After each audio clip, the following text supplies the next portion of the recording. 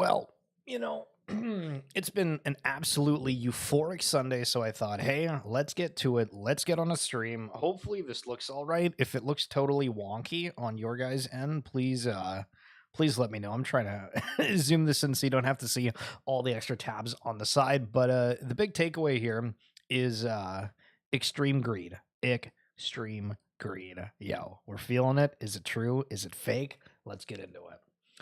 So ApeCoin over the past few days has been absolutely soaring. Why exactly? Was it around the other side happening? Was it around the fact that everything overall in the market is starting to move? What's the culprit? I think everybody's just getting really bullish. I feel like everybody also forgets that everything kind of goes together. Tide lifts all rising boats, something along those lines. But as we continue on, okay, dogs, this was the mint that came out on ETH. And at first, I thought this was actually going to be in ordinals, and that ended up not being the case. And people started highlighting the art looks a little weird. A rising tide lifts all boats. Yo, Molten Lava's got the goods. And it's not great, right? Like, it's all right. But I guess these minted at like 0.1 and they're 0.04 now. Obviously, ETH moved up a little bit, but the Magic Eden marketplace is getting more and more attention from all of this. And that was one of the collections that was kind of the first one for it. But I don't get why these collections are just launching something on ordinals when they have things that are going on elsewhere. Now, look at this. All these pudgy dumps. We'll get to this in a minute, but just wanting to highlight the market is moving and reacting to ETH. Burning the midnight oil. Bring wood and oil. Has anybody seen the Lord of the Rings? Third one? Denethor? Minas Tirith. If you're bullish on more than 3 or 4 things, you're not really bullish on anything. Less is more. I kind of agree with this sentiment. It's odd that everybody that I talk to seems to be in like everything and all at once, and I'm just like, I don't know. We're chilling. Also, is this screen massively mucked up for you guys, or does this look okay? I'm trying to zoom in. I don't want the tabs everywhere, but my screen, it looks really wonky. So hopefully it looks good for you guys. So from the Canadian perspective, it's way zoomed, but it's all right.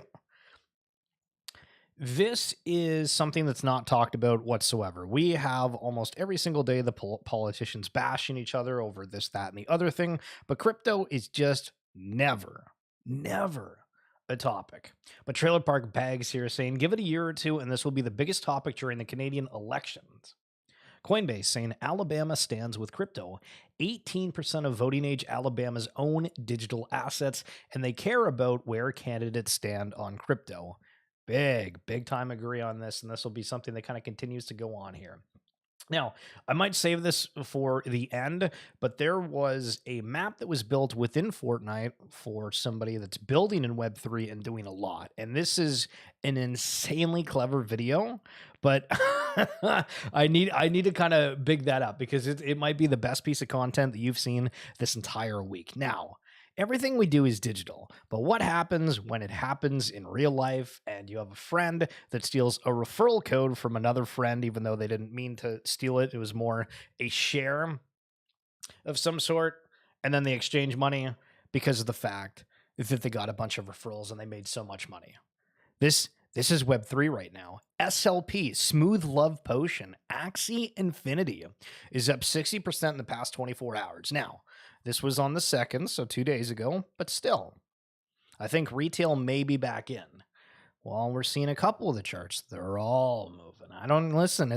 It's not just 1 or 2. A lot of them are moving. So the post got deleted, but if you watch the stream on Friday, I highlighted that there might be a compromise with phantom wallets. And it felt really suspicious. The guy's breakdown of that at the time, the Schiller senses were going a little bit. And here Brandon Millman's chiming in on that, CEO and co-founder of Phantom. First and foremost, we have never and will never sell or share user data with anyone. We have never grouped a user's public addresses together and then sold or shared them with an external team. We do use a series of techniques to prevent users from gaming our Quest feature, for example, preventing a quest from being completed more than once per device. We need some form of civil protection so our dApp partners are acquiring real users and not giving all their tokens to farmers. Preserving your privacy is incredibly important to us. So you might be like, shill, what do you mean? This isn't This isn't about wallet compromises. This is about privacy of some sort, which I guess kind of falls in that category. But the rumors were that Phantom was selling users' data. Didn't have anything to do with that person that had their wallet drained that we still don't know. But it's interesting that we have that spoken up and them saying, no, like 100% it didn't happen. We almost had some massive drama on the timeline. I made a video. I privated the video after I was like, okay. Again, the Schiller senses were going, but it was 2 a.m. We still did the video. One person saw it, and TikTok took it down, citing sexual content and some other thing that I forget. I appealed it. I didn't get it. So what TF? Nike rugged Artifact? The tweets read, I'm pretty sure Nike laid off the Artifact division last month. Tell me more. And Grail.eth, who's a huge whale, says, yeah, heard this too. Entire division cut by Nike. Artifact as it was is finished. Of course, none of the clueless holders were told this. Now, this apparently was all rumors. But I mean, you look at these things, you have the status of this person who's involved in the space. You have somebody who's able to get it on the timeline here, 20,000 followers, and we have a rumor that started. And so Nisanel said, so Nike rugged CloneX and Artifact, and this is what I saw after that. And it was an article by Vogu Business, and within there, it specified 1,600 people or 2% of the company, with multiple senior leaders across technology and marketing part of the cuts. These include VPs in technology, innovation, and marketing, and senior directors in Nike's technology innovation office. We think this is actually the whole Artifact related. I maybe misworded that last part here, but it was like there's nothing specific about Artifact in this article. This seems weird, and so that screenshot was shared, and then obviously the CloneX people came out and were like, yeah, what? Stop spreading fake news. So that almost took a tailwind on the weekend. The most ambitious artist working in the NFT space, it was Rafiq Anadol. See, I did that real good. Hey, Jaron, what's going on? How are you? Media artist and director at Ross. Whoa. Too many bright things. Holy geez. If you're sitting in bed watching on your phone, I apologize. But like, this is some pretty high-tech stuff. I think it's really neat. I've seen this on my timeline before, but you know, when people say, hey, this is the best artist in the space, the most innovative. It's all about these narratives, people paying attention. So we'll see if Rafiq gets on the timeline more. So do you guys remember the Ledger Stacks? This was a screen. They were trying to kind of go from the flip phone to the smartphone in terms of Ledger wallets. Yo, Narmak, welcome to the dock side. And everybody's now bringing this up, saying, what's going on? What happened? Did we get rugged on these things? And Kodiak is saying, after a bunch of people said, what the hell's going on? They're communicating. Ledger released a statement a few months ago with a video from the Ledger CXO outlining the issues in progress. And the email reads, hey, everyone, Ian Rogers, Chief Experience at Ledger here. Thanks again for your pre-order of Ledger Stacks, for your patience, and for your willingness to be the first in line to receive one. Okay, what a bunch of PR BS. We had hoped to be shipping these to you many months ago, but producing this first of its kind screen has proven much more difficult than anticipated. It feels weird that like you don't have the stuff if you invent the project. I don't know. And yo, Jaron, thank you for the Betty, sir.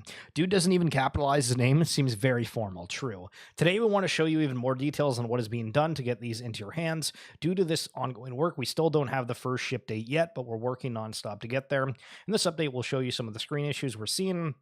Yada yada yada yada. And yeah, you're right. That doesn't make sense that they don't capitalize. Suss that out. Listen, you guys see that? You know what's good? You say something. Look at this. Freaking 3 Whoppers, not on a Wednesday, 2 fries, 2 large vanilla shakes. Subtotal $7.98. This is back in 1986. Can you imagine getting that many Whoppers for that cheap? Holy cripers. Okay. There's a few times in my life where I post something and I'm like, I actually think this is like relevant. You know what I mean? Like I post random thoughts throughout the day if you follow me on X, but I have been noticing every single day in my personal life, I watch a lot of esport things, from League of Legends, the North American scene, Europe scene, sometimes Korean scene, to Overwatch, to Call of Duty, Zuma, the Flank.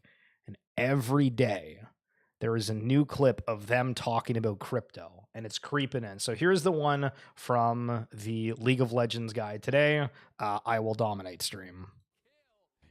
You're just rich like that or what? Bro, the first thing he said is like, bro, We'll see if he can actually find it. Oh my god. I'm gonna have to crank this 1 second. You're just rich like that or what? Okay. bro, the first thing he said is like, bro, We'll see if he can actually find this it. DJ is set. Crypto is going to the moon. And then he started dropping money, bro. No flash. Hey, crypto is going to the moon, isn't it? It is going around the moon and back. Wait, what is Bitcoin up to these days? I think it's like 62K USD. It's a, it's almost reaching all-time high, brother. All-time high. Okay, so that's one of them, right? All right. Okay, Shell, that's one. That's whatever. Okay, fine. Respectable. So here's another one from Plat Chat in the Overwatch scene not long ago. I need to do that. Maybe I should gamify the waitlist. Hey you guys, thanks for signing up on the wait list. We're super excited to see you in the next few hours. Just download our app. It's a quick play to earn game. Play to earn time off the wait list. You get enough NFTs. You can get a full set of NFTs. You can get into our cryptocurrency, which can allow you to purchase a better slot on the wait list. We will see you tomorrow. I just want to show my commitment to the waitlist because we sat on our ass, but we didn't do anything. I'm just asking. Yeah, well, they're committing to the wait list. Okay, so then there was another one within here. I think it was like, oh, nope. It was a quote tweet. And so here's the one today from Zuma and the gang. 12,000 people watching. Yo, what's going on with Bitcoin right now? Is Bitcoin going to the moon? A bunch of crypto is doing good right now. Yeah, but I see people, people are cashing out on crypto right now. Yeah, but this happens like at the beginning of the year, every year in quarter 1, crypto's always going up. Yeah, Bitcoin's going to the fucking moon. It's gone up a lot, has it not? Almost every year, quarter 1, that shit's always going to the moon. So I'm long on my crypto. Is it too late to dip in there or no? Okay, if that isn't like your wow factor of the day, listen, I tried. Respectfully, I tried. Every time I see that, I bring up my phone, I record of them on my computer, be like, okay, we need to highlight this when it happens. It's crazy. I wonder how many ETH projects are going to drop a cash grabby ordinals collection. All of them, starting with De Lucre and Oni Force. So we've tried to highlight this before where like with Say, when Say was moving, it's like, okay, how many things are going to be sustainable? You know what kind of the main projects are. Those are probably the safer plays. Kind of see how things progress. Blast, I feel like it's been 50-50 with things. And people are just saying, oh, drop on a different chain and it'll be good. Like we just saw with the OK Dogs for OK Bears. And people are like, right? Nothing against the collections. It just feels like, why? So Node Monkeys and Bitcoin, take these as like your alien punks.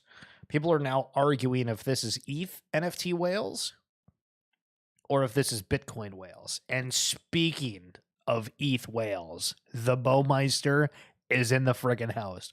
Holy shiz, my man, how the frig is it going? So this is leading. And listen, when people have this extra capital, like obviously right now it's the, people are euphoric and whatnot, but at some point people actually want something other than these coins, right? And so there, status symbol, potential history, people dropping bagaroonies on it. So my question is, what about these other altcoins that aren't Bitcoin? ETH whales getting into NFTs.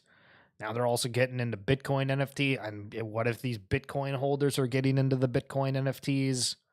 BNB's been doing NFTs for a while. What about XRP? What the hell is this? So I found an XRP market on XRP.com, and it's all kind of And again, it's kind of like another layer 2, where all these things just have the advantage of cheaper gas. When things are created that people actually want, it's going to be different.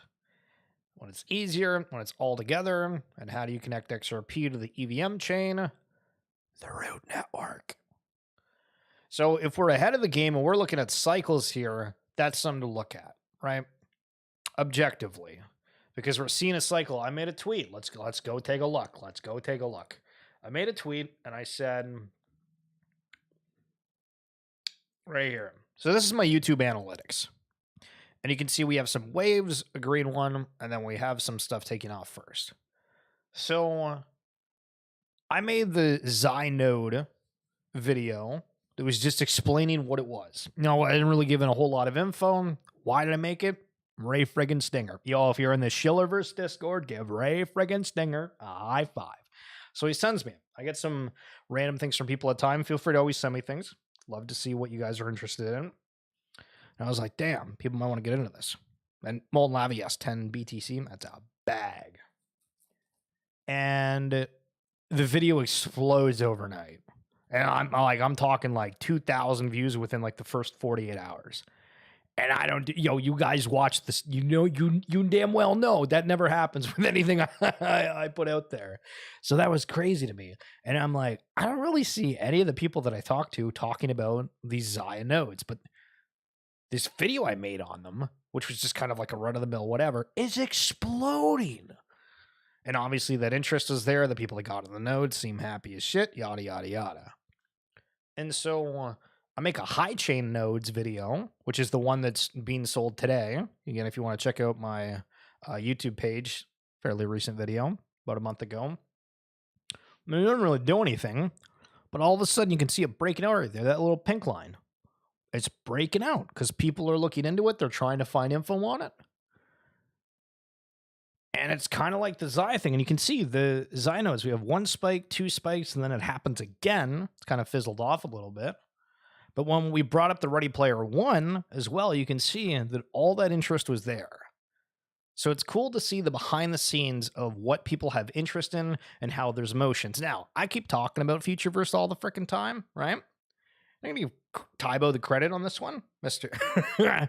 He was like, you're going to be known as that guy that was shilling Futureverse. And everybody's going to say, yeah, that was the guy that was shilling Futureverse. And I'm the shiller. And it makes sense. It's the foretold fortune. I'm telling you. So we're bringing it up here. But the interest level, holy sheesh. It's crazy. Saw an IRL Fidenza earlier. Imagine seeing crypto art in person. That's crazy. Looks good, though. I don't know if I'd pay as much. Mecha game. Gang. Mechaverse. You ever get into Mechaverse? They got a lot of money. Or at least, thinking back, I think they were going for 9 ETH at a point, which is absurd. But it looks like there's these extra characters. There's something about like a game that they were doing. I still think these are cool. To be honest, I'd probably even rock one as like a PFP. But back in like September, they posted this like mecha adventure. It was live, and it's like when people launch something, if it doesn't pick off or kick off like in a very aggressive, exciting way where it kind of sends ripples, like think of Wolf Game. When Wolf Game came out, like that shit was insta-viral. And it feels like when there's certain collections that launch something, if it isn't that like instant success, people will be like, okay, that's cool. And like, they'll still give it another chance, right? Like if Mechaverse launched something right now and people were like, oh, that looks neat. I really think that there would be interest. Obviously not at the prices that they were, but if people create something of quality, I think everybody's like, I'll just kind of go with it.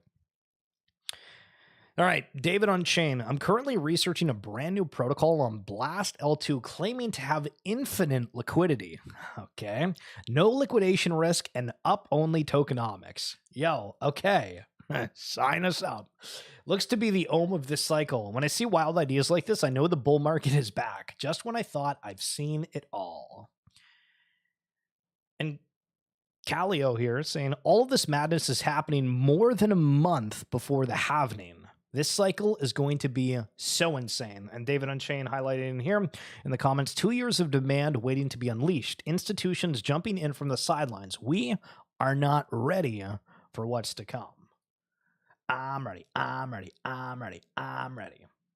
So this was kind of interesting where I just made a post kind of talking about how these whales, Notion, everything's moving. People are excited. And AGM says, best build the habit of touching grass now. It's going to be needed in the months ahead. And, I really think it's kind of like if you're grinding super hard, if you're passively into things, like everybody takes things seriously or, more or less. And my thing is just, as I've always said, just kind of convictions and no FOMOing. Things are going to be hot for a minute and then die. Things are going to be hot and then stay hot and go even further. But him saying, same still, even the sidelines can take a toll on mental health. People who get glued to watching others posting irrationally huge wins are going to have a rough time. And, you know, I've had a few people that like I've talked to in DMs here and there that have reached out, and it's cool, like rekindling with everybody, because, you know, obviously you lose track depending on what you're into within the space. But it is something like it's, you know, when you go on there and you're like, you know, I thought I could get a node monkey back in the day. I thought they looked all right. Now they're mooning, brother. Right. And there's all these like things, and you just kind of seeing like, you know, if you've been here in the space for a while, like, you know what you like. And frig what everybody else has to say, except when we're on XFeed and we're figuring out what other people have to say, and absolutely loving it. The people that are building products for a market bigger than the 50K people on crypto Twitter will be the winners this cycle. Mark my words. So this is very interesting because we've seen not really too much of an injection from outside. I feel like there's certain chains that have like attention or events. Like I guess like when we talk about like Top Shot, right? I don't think most people think of like Top Shot as the majority of that being the Web3 crowd as an audience. However, at one time it was, right? Like when Bored Ape started coming out and there was kind of like this mismatch of all the excitement that was within the space, there was, you know, this change up. But I mean, I think, and correct me if I'm wrong, but you could argue that for, you know, NFL all day users, you know, most of the Top Shot users, they're not necessarily out grinding within other things, but, you know, they love Top Shot and they might be trading within that platform every single day. But when we get out of the 50,000 people range, like that's going to be interesting. Are these things going to be sustainable? Is it just going to be infinite mints of things? Is there anything actually worth holding these collections onto? So Tom is saying, wait till they find out about Doge NFTs from 2014. So I had a back and forth with Tybo again. Shouting out Tybo a few times here today. But it was about like historical NFTs and whether or not they matter, right? And so I was just making the point of for Root Network, apparently we have, you know, or I shouldn't say apparently, but the original Goblin amulets were the first mints on the chain. Does that matter? We've looked at Solana. Does that matter? You know, there's like a Creeps collection. It's not done that great, yada, yada, yada. But if they do, and you unequivocally think they do, this is a great point, right? So I say, like, are they easy to interact with? I thought there's been cases of early NFTs, irregardless of chain, being a pain in the ass to interact with, especially going back to the technology that was in 2014. And he's like, some are available on OpenSea, but it's a bit of a hassle. So, you know, if you think these older NFTs are actually historical and historical things do matter, watch for these kind of things to pop up on your timeline. Now, Tom could be full of shit and there's actually nothing like this and he's just trying to pump his bags. Truey. But, you know, if not, paying attention. Yo, Somnium. Wag me, brother. This is the perspective of a whale that was in heavy metal and Yuga Labs as a whole. And I want you to just kind of like think from a perspective point of view in terms of people really being obsessed might not be the correct term here, but like very much like living in the metaverse already. That's the right term. I'm tired of being in spaces where influencers claim that other side investors over-speculate and that Yuga Labs is not responsible for the depreciation of assets. Many invested in other side because Yuga Labs promised a metaverse built with improbable technology, a feature well known among gamers. However, Yuga Labs and other side is now offering a different product, one without improbable. This leads me to question, did people really over-speculate or did Yuga Labs alter the product causing a loss of interest? And so, you know, people take things personal, right? People take things personal, and that's where we see, you know, people have so much passion whenever you criticize something, because, you know, this guy's bought into something, plays it, but like, you know, he's not talking like these people that are, you know, blaming other side investors, like he's one of them, right? Like it's a weird title, and I don't really know how to describe it, but you know, there is literally metaverse investors across the board. That sounds so stupid. It sounds like I'm not legally allowed to say that, but when, you know, you can tell that he's trying to defend the other side investors, it's like, wow. Think of this on a much grander scale. Okay, the NFT capitulation is here. I had a friend today that sold out of some of the collections he's been holding for a while. The ETH market moving, the crypto market moving is scaring the shit out of everybody. And it's happening at rapid pace. Prime example, Triple gold, gold fur, gold eyes, gold grin. Guys, I don't care if you hate Yuga Labs. Franklin sold a gold Bored Ape for like $700,000, and we've had $1 million ones before. For 6.09 ETH. Are you actually kidding me right now? Now, are they going to go off the meme coins, potentially do better? Sure. Are they going to end up putting things into a honey pot and a rug instead of just holding on proof pass before it mooned to 108th when you had it at 6th and did that? I'm not talking from personal experience. It's called tough out there, right? But everybody's making their decisions and the liquidity is flying. That's all that matters. I've arrived at this thesis after watching how last year unfolded, how it looks like this year is starting to unfold, and comparing that to prior periods in the 6+ years I've been in crypto full time. So we'll kind of go through this super quick. I'm just going to read the text. There's more to it. Short and simple. BTC has essentially a free walk to all-time highs. We just got spot Bitcoin ETFs, which unlock safe access to BTC for trillions of dollars that haven't previously had it. The halving is a few months away, and the Fed is likely to cut rates multiple times this year. Stocks are at all-time highs, and look, the same setup as above is also essentially in place for ETH. Just delayed by 3 to 12 months for the exact same reasons that the SEC was forced to approve spot ETH ETFs. They lost to the grayscale decision. Court ruled that if you have BTC futures and BTC future ETF, you have to allow, I'm going to assume, ETH ETFs. Crypto has never had the cover fire of its two biggest, most lindy, most headline assets having a free walk to all-time highs. You combine that view with the view of many crypto market participants that both Bitcoin and ETH don't have enough meat left on the bone, up 55 and up 100%.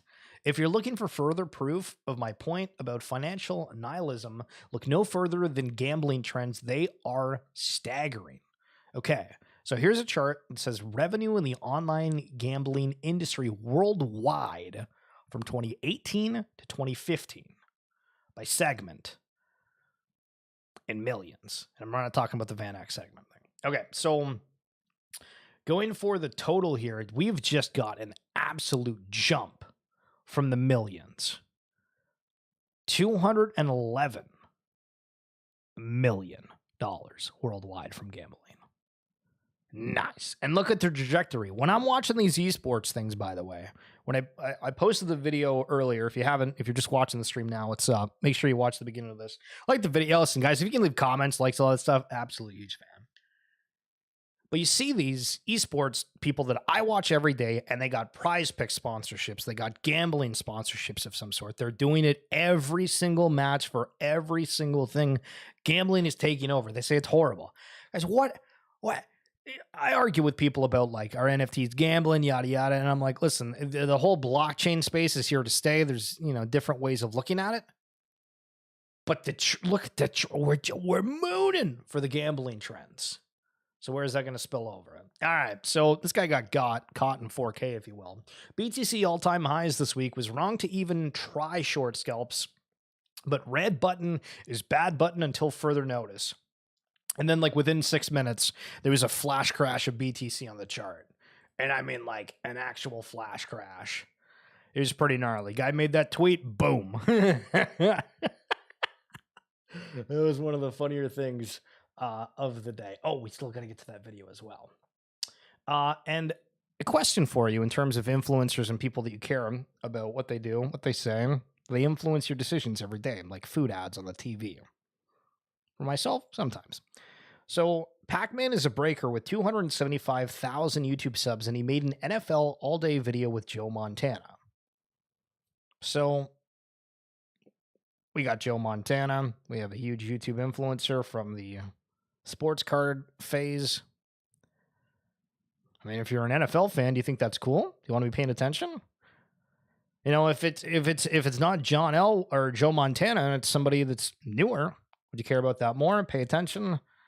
We're going to see a huge crossover of like these massive celebrities being involved with these different things and investing. These guys invest.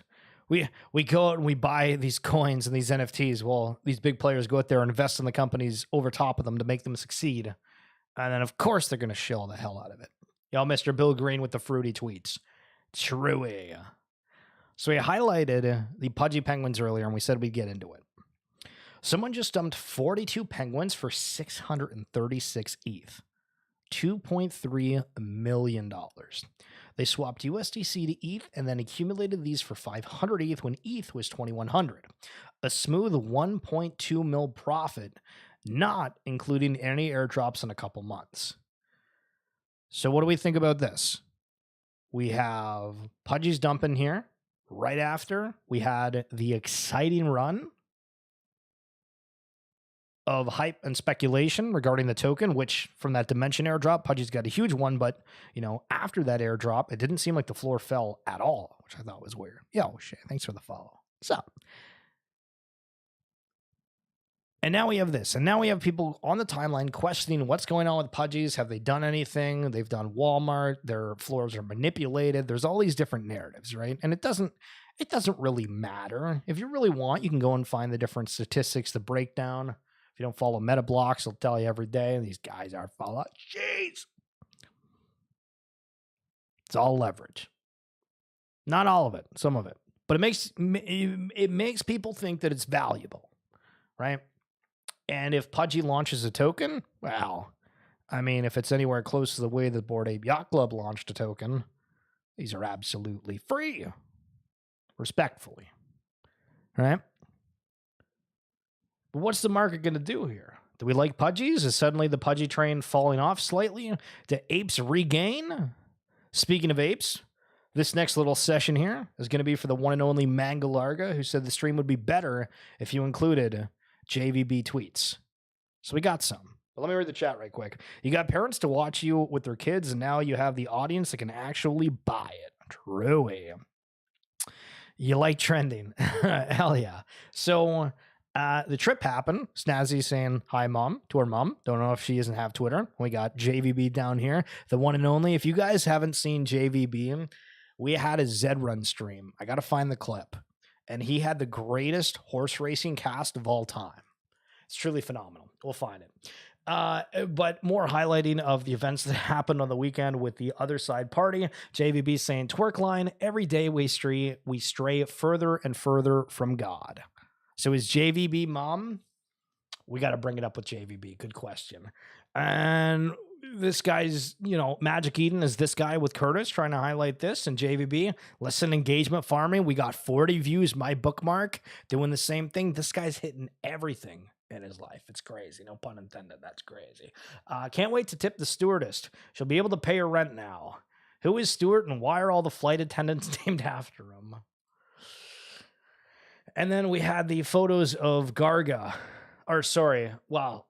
Yeah, that's Garga, right? And that's, wait, no. Is this the same? Is this Gordon? Is both of these Gordon? Holy shit, yeah, they're both Gordon. I need to come up with the idea first. And then JVB went out and he got the old photo of himself. How crazy is that? I mean, that kind of looks like Justin Timberlake. Maybe? Yo, JVB, you're a beauty. Dido, you can't even comprehend how high ordinals in Bitcoin will go if an Ethereum ETF is rejected in May. It will make you choke and vomit generational wealth.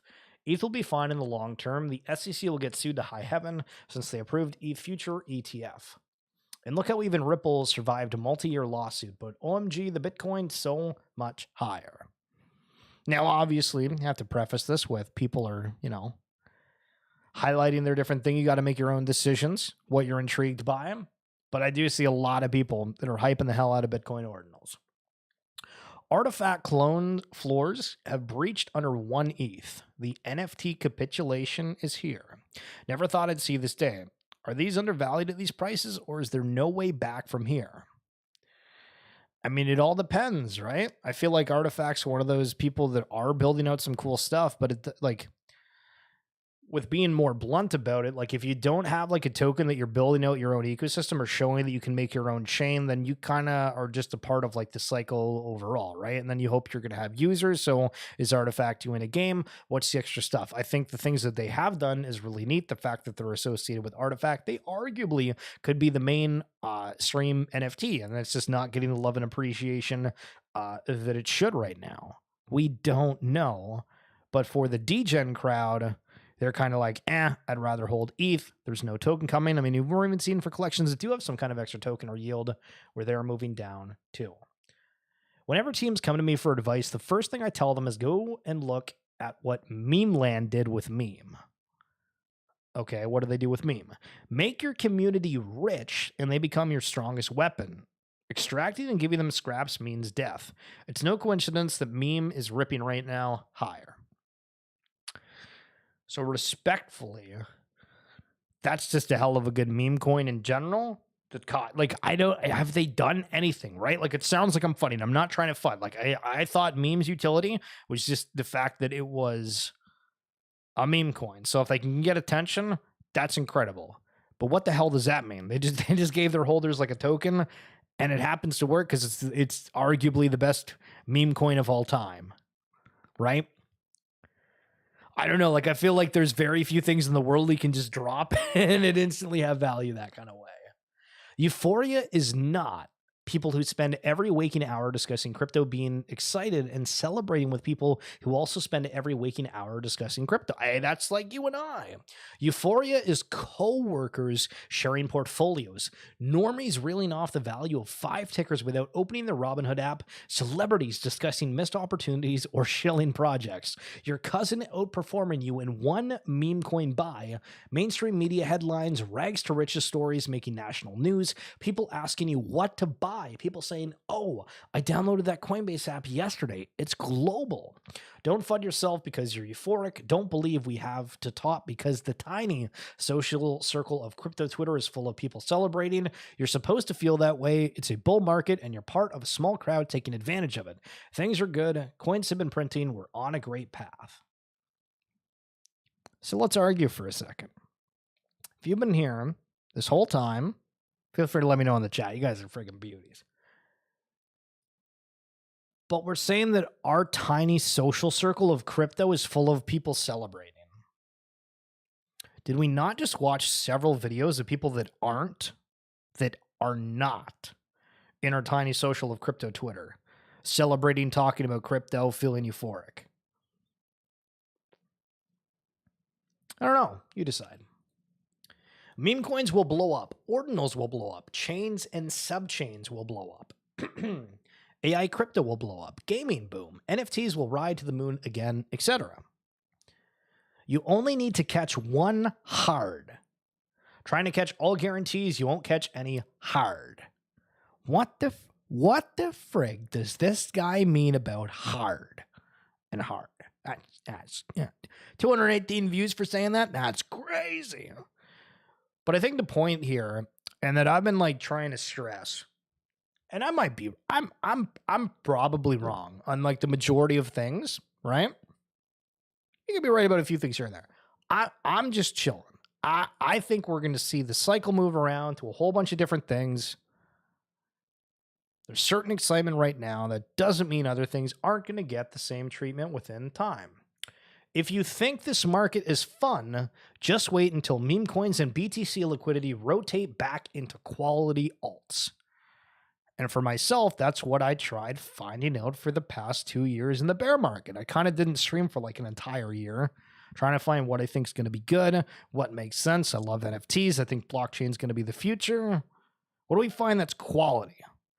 Find arguments on the timeline of people saying, oh, meme coins are this versus that. It doesn't matter. You know, meme coins are going to move, but we really don't think any kind of quality altcoins are. I mean, we have Sandbox, Mana, and all that other stuff. And again, not to throw Sandbox under the bus, because I know they're still doing things, right? But for actual people you know that are playing it, it's small. It's small. And so with meme coins getting so much, if you accompany all of the meme coins together, think about what that liquidity does if it's leaked out just a little bit to things that are quality within the altcoin markets that have been able to work through the bear, being able to develop for a whole bunch of years. It's memetics. No extra tips for Shakaroni yet, I guess? Yo, son of a bitch. Son of a gun. Having to bring that up. You guys know the other day I went to a Papa John's and I was like, listen, swear to God it happened. You guys used to have the Shakaroni. Can you make that? And they're like, it's the New York style crust. And I'm like, okay. I should have asked for light sauce. Listen, the guy put way too much sauce on it. It was a friendly guy. but true. Listen, if Silo, Root, all the fun dogs that we're looking at out there. Oh, that reminds me. So the node notion, right? This was the thing that I wanted to talk about. We already went through this.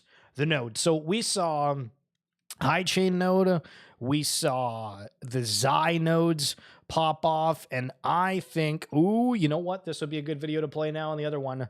I think that we might see a node meta. This might be a little bit weird and probably the first time that you've heard about it, but it's kind of obvious when you really think about it. So for Gala nodes were one of the biggest things that happened before, and it was basically you were going to get Gala crypto. And if you go and try to buy a Gala node right now, they are 126,000 American dollars.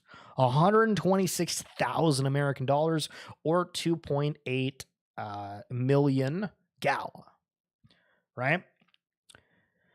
So, holy hell, first of all, and there's a proposal for being able to sell those nodes, but that's not happened yet. So either way, the Gala node ends up yielding some amount of crypto per day, exact same as people using, the ape. They're staking for ApeCoin, goes down the list, et cetera, et cetera.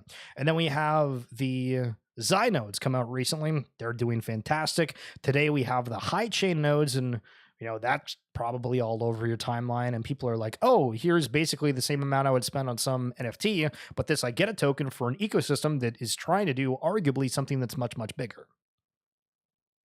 So pay attention to anything that's a node. And the reason for that rant is I do have some videos on the Silo network and the Seeker node. So if you want to check that out, be sure to do so. But Bill Noble, if you don't follow him, great follow. Here's your insights from the Midnight Madness. 6th Street Crypto, the one-man crypto podcast, coming to you from the streets of Austin, Texas, Twitter edition. BlackRock is afraid of you. That's right, you, the guy and the gal who was mooning frog and dog coins over the weekend. BlackRock and all these ETF players have to live with weekend risk. They're worried that they're going to come in and Bitcoin's going to be like 1 to 5% above where it was when they went home on Friday. Now, there's obviously a supply problem, meaning there isn't enough supply to meet demand. Everyone knows this, but what is what they call the gap risk? In other words, there are all these people out there in legacy. They got to get themselves Bitcoin. They got to get it. And how are they going to get it? If they wake up one day and they're sleeping and everything goes up 25% like a meme coin. Like these meme coins have made BlackRock and relevant counterparties afraid that they're going to wake up and crypto's going to leave without them. No joke. Now, what price action does that create? If you click the link above and check out the Patreon, got a lot of winners this week in the small coins. We're going to be doing the short-term tactical roadmap and the long-term tactical roadmap. Now, I'll give you some hints on the short-term tactical roadmap. In March, you may get a dip, or you may just get some chop, right? In other words, everyone's trying to get long, or no one wants to get long stuff like Doge because it already went up a lot, even though that's not true if you look at the major history. So we could have 2 weeks of everybody scrambling to do what they have to do, and you could have, some absurd chop. But what I do know is this. Retail wants life-changing money. Again, Patreon. BlackRock cannot, and friends, cannot be caught without Bitcoin. To me, this means, I don't know, you got a couple of weeks to figure out what you're going to do and then do it.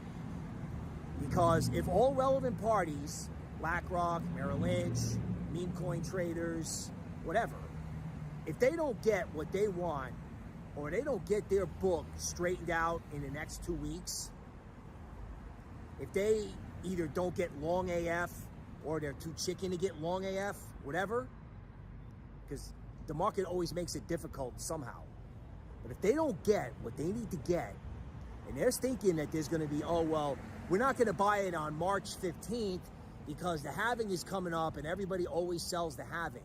I mean, if people go with this dimwit approach, the bus, the crypto bus, is going to leave without them. Okay?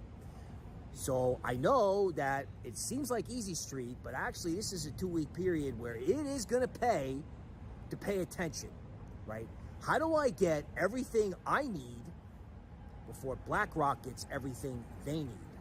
They're going to do all kinds of stuff. They're going to buy the dips. They're going to short the spike rallies to try to push it down. You've seen it all already. They're going to pull out all the stops because anybody with a half a brain in legacy knows that they probably got 2 weeks to get their act together, okay? And then this thing could just go. Meanwhile, in Cryptoville, again, people who are thinking that sell the fact on the halving, that could be totally wrong. That could be just totally wrong. I mean, everybody thought this ETF was a sell the fact event, and that was laughable. That was laughable as they're taking everything up 70% over this weekend, March 3rd. So do what you have to do because BlackRock is afraid of you. Patreon link above. 10 followers short of 20,000 on Twitter. Yo, let's go, Bill Noble. Yo, I've been watching this guy for a while. Yo, I love his takes. I could never break down crypto, but he was in the traditional banking system and stuff for a while. So what do you think of that? Yo, Molten, someone once talked me into nodes. Okay, listen. True. And in a different world, that one would have worked, but we got Green Genie, brother. We got Green Genie, brother. Okay. So do you know who Tim Sweeney is? The Epic Games founder and CEO. So talking Fortnite, unbelievably successful, ton of gamers, everything within games. This is a shout out to that guy. We know UEFN isn't easy. We know moderation isn't easy. We're on your side, but this was your shot in our banned Fortnite map. We explain what happened, why it's baffling, and suggest some ways we could help make it better in engine. Thanks for watching. This is a longer video. I want to highlight that this very well may be the best video about anything Web3 related. How are you? Listen, I'm going to get straight to the point. You have a moderation problem in UEFN. We've tried doing this the right way, we've tried playing nice, we've tried playing by the rules, but it is getting us nowhere. Now, you've made it perfectly clear in your fight with Apple that you're not afraid to stand up for yourself. Well, neither are we, and I hope you can respect that because, mate, I'm afraid this is starting to become impossible. So let me break it down for you. I am recording this message for you inside a Fortnite map that we have made. Pretty cool, right? Let me show you around. This is a box map. We made all of this. I'm in a virtual production studio right now, recording this message for you. Now, this would be amazing if anyone could play it, but they can't. Well, actually, no, they could, but then we pushed an update to fix a bug in the persistent scoring devices, and, well, boom. It failed. Moderation. And it not only failed, but was completely blocked, delisted. Boom! Can't even push a test version. That was last night. Let me walk you through it. Okay, so here's what went down. The map failed for obscenity according to code 1.15, which details that no adult content is permitted. But helpfully, it did tell us which asset had failed, and here it is, mannequin sitting 1. Now that doesn't sound very offensive, does it? It doesn't sound obscene. So shall we take a look at this obscene mannequin? It's just over here, come on. You see it over there? All right, I've found it. I found the offending asset, and well, here it is. This is mannequin sitting 1. And oh my goodness. I mean, kids, avert your eyes because that's quite frankly obscene.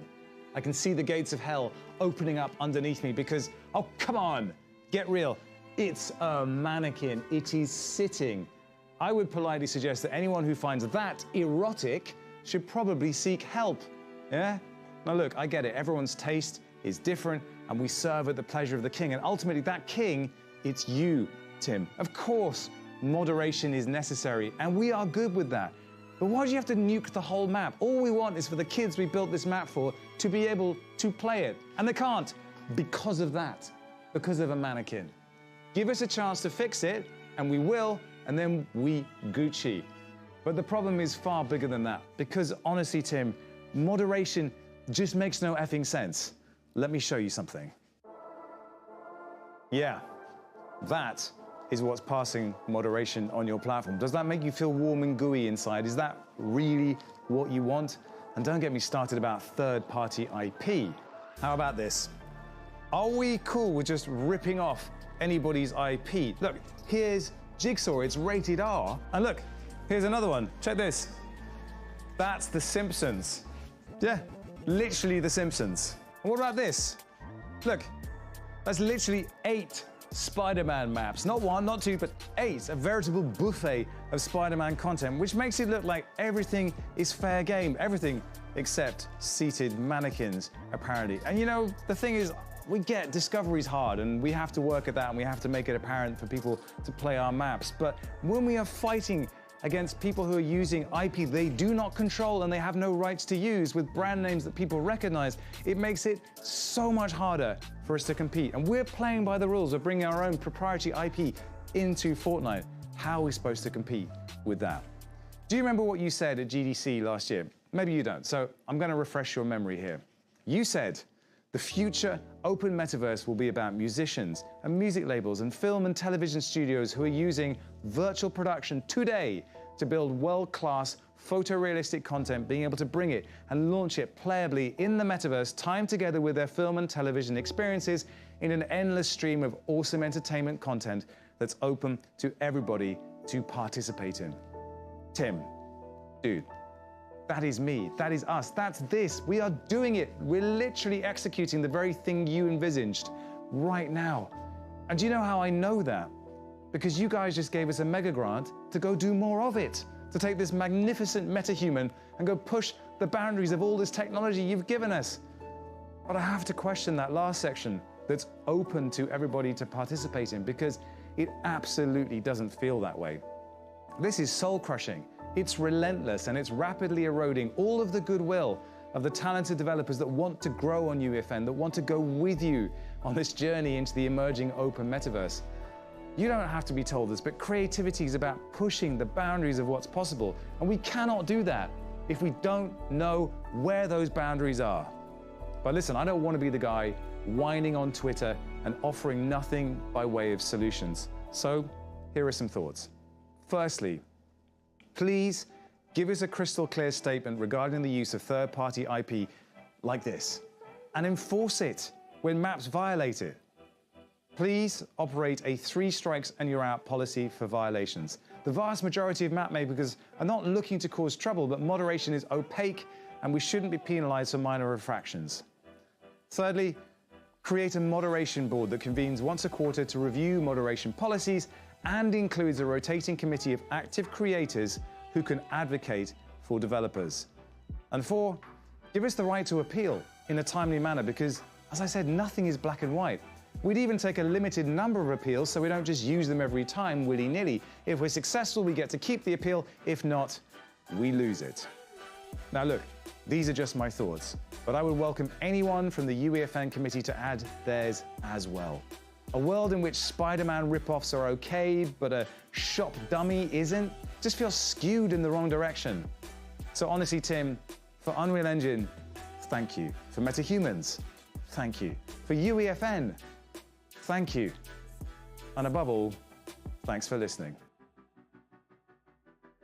Thanks for listening. That's going to do it for this edition of XFeed. Once again, if you guys have enjoyed this and you're wanting to support the channel at all on YouTube, there is a join button on the stream. It's $2.99 a month to help support the stream. Or if you happen to be on Twitch and you'd like to subscribe, that would be amazing. Of course, we have a ton of videos up on the YouTube channel, and check out the VODs for the past week's XFeed, and we're kind of writing history here in a way, seeing all the craziness that happens, and we'll continue to do so. We'll see, maybe we'll have a stream later in the day, but this is the first one that we've done, a midnight stream. If you guys have enjoyed this and you're wanting to let me know as well, feel free to wait till the video is done and then leave a comment under the video afterwards. Just let me know if you like this later time. But that's it for me. We will see you